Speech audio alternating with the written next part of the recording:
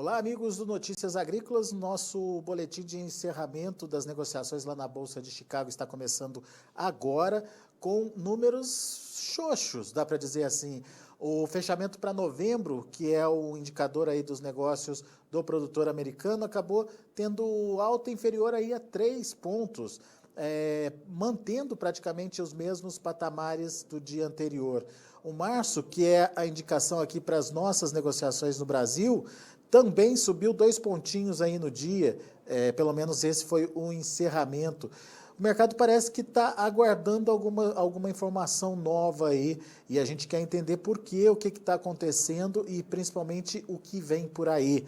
Nosso convidado é o Luiz Fernando Gutierrez, analista lá da Safras e Mercado, já está aqui com a gente no telão. Bem-vindo, Luiz Fernando, obrigado pela participação conosco mais uma vez aqui no Notícias Agrícolas.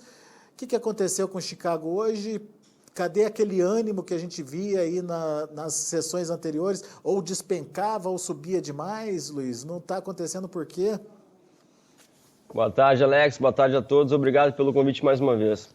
O mercado está com falta de novidades, a verdade é essa, né? Ele está aí já há um bom tempo, alguns dias já, trabalhando aí na primeira posição próximo de $14, na posição novembro aí entre 13,20 e 13,50.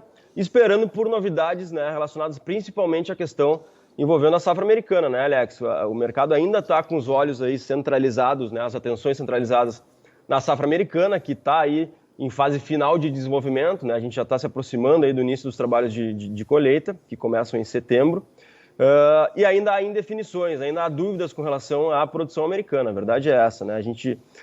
O mercado olha com muita atenção para as condições de lavouras americanas.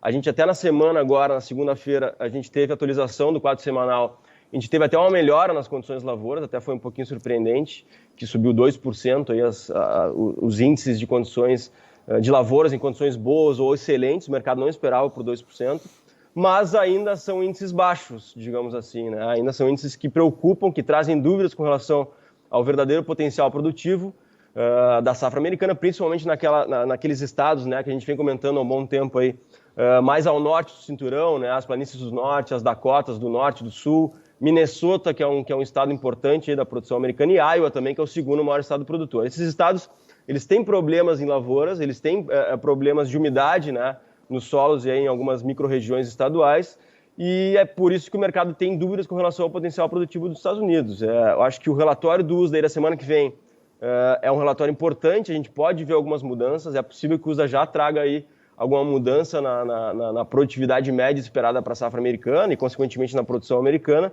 Então, o mercado está em compasso de espera aí, esperando por novidades, principalmente relacionadas a essa questão da oferta americana aí que começa a entrar a partir de setembro. Muito bem, mas por enquanto não dá para bater o martelo sobre comprometimento na safra americana ainda, né, Luiz? Comprometimento da produção? Da produção. Não dá para bater o martelo, mas eu diria que a gente talvez veja o uso daí reduzindo um pouco a produção americana já no relatório de agosto, porque as condições de lavouras estão apontando isso, né, Alex? E são dados bem importantes, tanto que é o relatório mais importante aí que a gente tem acompanhado ao longo da safra americana, e as condições elas estão bem abaixo do ano passado, né? Então isso já dá para a gente entender que a safra americana não vai ter o potencial produtivo aí pleno, digamos assim, as lavouras não vão atingir seu potencial produtivo pleno em nível nacional, então é possível sim que a gente veja, que a gente já comece a trabalhar, na verdade, com uma redução aí do potencial produtivo e uma redução da produção já a partir do próximo relatório do USDA. Mas os mapas climáticos continuam sendo importantes de serem monitorados, Luiz? Claro, sem dúvida, o mercado ainda olha com muita atenção para os mapas, até porque a gente não está vendo melhora nos mapas, né? A gente não viu uma grande piora também, né? A gente vem comentando que não há uma ausência total de umidade, a gente tem chuva chegando semanalmente aí na maior parte do cinturão produtor, mas os níveis, né, de precipitações são baixos, né? Como eu falei, principalmente mais ao norte do cinturão, onde mais se precisa de umidade, a gente tem pouca umidade chegando. E os mapas continuam apontando para pouca umidade nas próximas 2 semanas, pelo menos. Inclusive, os mapas mais à frente também apontam para isso, embora eles ainda possam mudar, claro, né? Mas a questão climática ainda é importante a gente acompanhar, sim, obviamente, até porque a gente lembra, né, Alex? Ano passado a gente vinha até meados de agosto aí com uma safra americana cheia, ia ser recorde, né, até meados de agosto. A gente teve alguns eventos climáticos em meados de agosto que mudaram a cara da safra americana. A safra americana quebrou aí, em questão de 15 dias, diminuiu a produção entre 15 e 20 milhões de toneladas. Então, a safra americana só se define realmente na colheita, e então ela está em aberto ainda e algumas coisas podem mudar. Muito bem.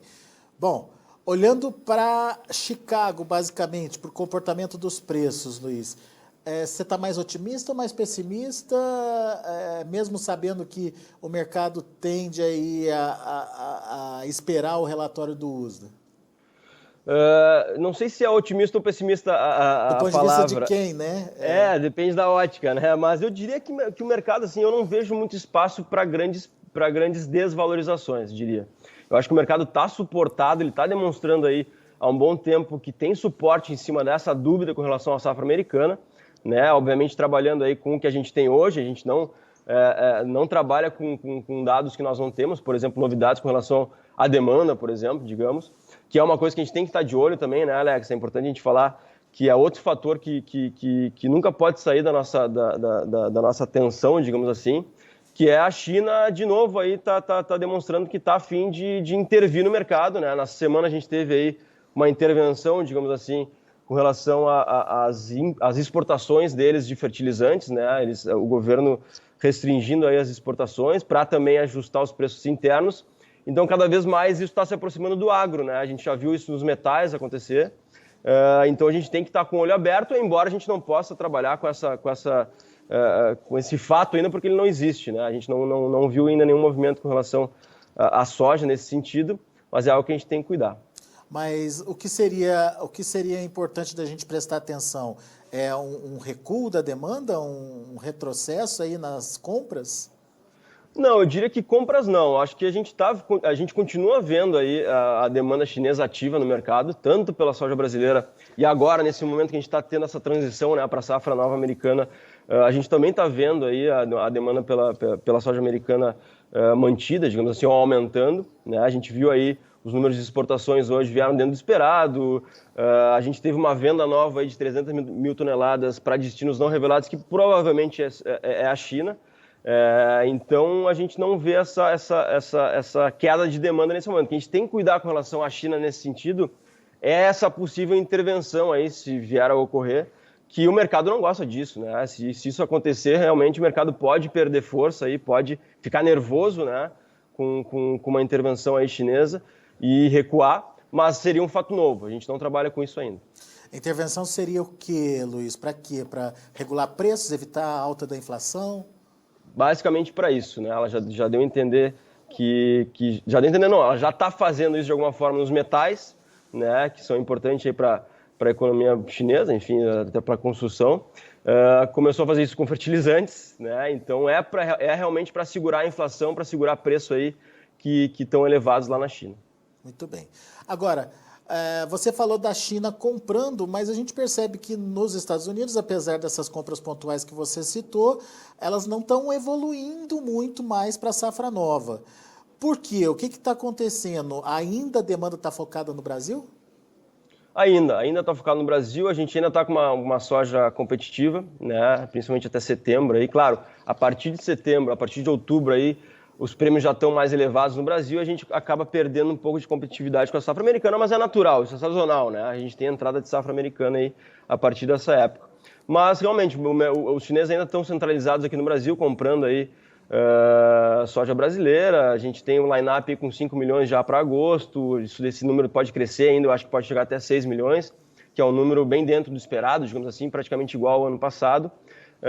Então, eu acho que a China ainda está centralizada aqui sim, vai esperar a colheita americana, até pela definição da safra americana para avançar nas compras aí de soja americana a partir do último trimestre do ano. Mas no caso do Brasil, temos que ficar atentos aí, além dessa questão da demanda evoluindo ou não, que vai mexer com o prêmio, obviamente, mas a questão do câmbio, né, Luiz? Sim, mas o câmbio também a gente está vendo aí nos últimos dias que o câmbio está bem de lado, né, Alex? Embora a gente tenha alguns movimentos um pouquinho mais fortes, ele está trabalhando em torno de 5,20 há um bom tempo, né? Sustentado aí por fatores tanto externos quanto internos, né? Eu diria também que a gente tem um certo suporte no câmbio, né? Obviamente trabalhando com o que a gente tem hoje, né? A gente sempre fala que o câmbio o fator, é a variável que que mais tem influência de outros fatores, né? São N os fatores que influenciam o câmbio, inclusive políticos nesse sentido. Mas com o que a gente tem hoje, eu acho que o câmbio a 5,20 aí ele deve continuar pelas próximas semanas, ou uma média de 5,20, digamos assim. Mas, obviamente, não trabalhando com fatos novos, né? Então, o mercado, obviamente, o produtor tem que olhar para isso também. O câmbio ainda está favorável para ele, embora, eventualmente, alguma novidade possa levar o câmbio até mais para cima. Agora, como comercializar a safra brasileira, Luiz? Pergunto isso tanto para a safra velha, né, que são poucos os privilegiados que ainda têm soja na mão, e também para a safra nova que, até onde eu acompanhei, não sei se evoluiu isso nos últimos dias, mas até onde eu acompanhei estava um pouco atrasada. A comercialização está evoluindo pouco, né, Alex? Principalmente com relação à safra atual, a gente já tem praticamente 80% ainda da safra vendida. Então é natural que o produtor tire o pé um pouco agora, comece a olhar um pouco mais para a sua preparação para o início do plantio, né? Começa agora em meados de setembro. Então é normal a gente ver um ritmo mais lento agora, embora os preços continuem bons. A verdade é essa, né, Alex? A gente está aí próximo de 170 nos portos, 169, 168 nos portos, aí, que é um preço bem remunerador. Safra nova também pagando isso nos portos, mais ou menos 169 e 170. São preços remuneradores, e eu acho que com relação à safra nova ele pode avançar sim na comercialização, embora ele esteja fazendo isso também num ritmo um pouquinho mais lento, mas ele tem que aproveitar esses preços aí para fazer principalmente a relação de troca, aquela que a gente chama de barter, né, para já ir travando os custos aí. Então eu acho que o momento ele é favorável sim, mas como o produtor está capitalizado, né, nessa temporada, porque conseguiu vender soja aí em níveis mais elevados aí nesse ano, ele está segurando um pouquinho para apostar, talvez, ou especular um pouco com essa questão climática nos Estados Unidos, que pode fazer com que Chicago suba um pouco mais, e ele está apostando um pouco nisso, e ele, de certa forma, como ele está mais capitalizado, ele se dá o luxo de fazer isso, né? Ele arrisca um pouco mais, e aí isso se reflete em vendas um pouco mais lentas aí, nesse momento. Mas o risco de você carregar uma soja para um momento de uma super safra, eu acho que dá para dizer isso, né? Todo mundo já está falando aí de produções recordes para o ano que vem. Óbvio que o plantio nem foi feito, mas as projeções indicam isso, né, Luiz? Isso não é arriscado? É arriscado, sem dúvida. Por isso que eu digo, acho que o momento ainda é favorável para ele avançar mais nas vendas. A gente deve ter em torno de 20% ou 22% da safra nova já comercializado. Eu acho que ele pode avançar, eu acho que ele pode entrar aí no plantio com mais de 30% e na colheita com mais de 50%. Eu acho que o momento ele é favorável. Como tu colocou, a gente tem essa previsão inicial, né? A nossa intenção de plantio aponta para uma nova possibilidade de safra recorde no Brasil. Não é nenhuma novidade, não é nenhuma surpresa. A gente vem aí, ano após ano, aumentando a área de soja e, naturalmente, se o clima ajuda, a gente tem uma produção crescente também. Então, a gente deve aumentar de novo a área de soja nessa temporada, até porque os preços são muito remuneradores, né? Incentivaram o produtor a avançar com a área de soja aí no Brasil. Mas, realmente, ele tem que avançar na comercialização, porque se a gente tiver uma safra grande, uma safra acima de 140, por exemplo, que é o que a gente está prevendo hoje, naturalmente, a partir aí da colheita, uma safra desse tamanho pesa no mercado, uma safra recorde do maior produtor do mundo, naturalmente pesa tanto em Chicago quanto no mercado interno brasileiro, né? Por questões de oferta e demanda.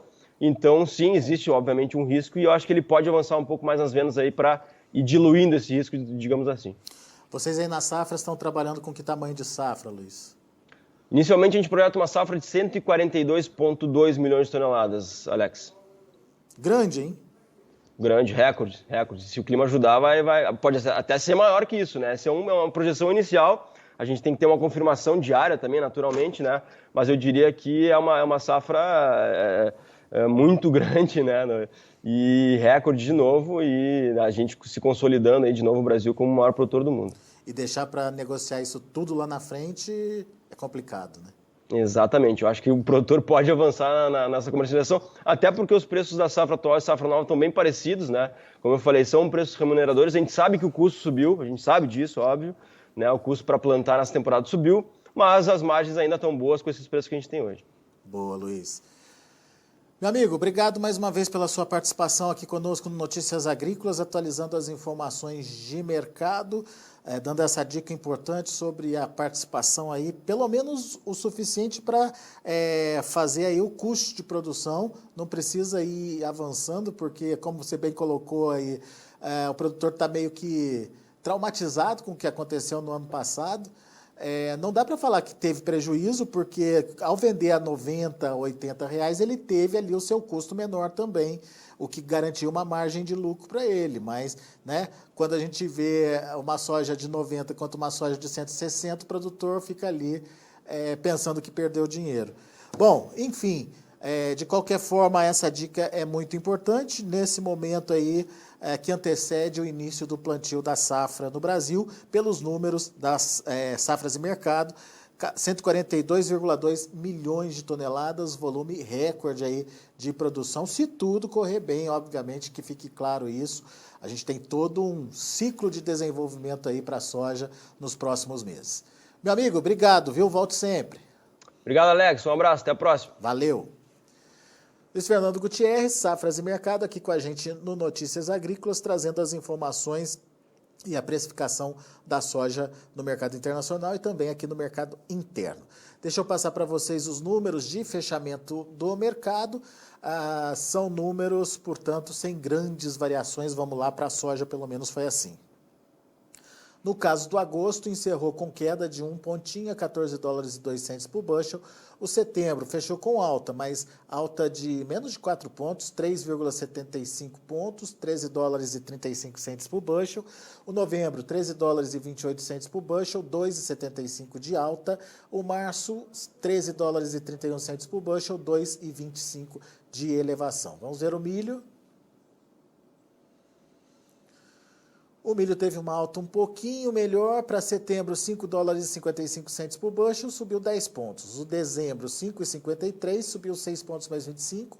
Março de 22, $5,61 por bushel, 6 pontos de alta. E o maio $5,65 por bushel, 5 pontos mais 75 de elevação. Vamos aos números do trigo. Trigo encerrando no vermelho, setembro $7,12 por bushel, perdeu 4,5 pontos. Dezembro, $7,25 por bushel, 3,5 de queda. Março de 22, $7,35 por bushel, 2,5 de baixa. E o maio, $7,36 por bushel, 2,75 de queda. São os números de hoje, fechamento do mercado. A gente vai ficando por aqui. Agradeço muito a sua atenção e audiência. Se inscreva em nossas mídias sociais. No Facebook, Notícias Agrícolas. No Instagram, @Notícias Agrícolas. E em nosso Twitter, @Norteagri. E para não perder nenhum vídeo, não se esqueça de nos acompanhar no YouTube e na Twitch, Notícias Agrícolas Oficial.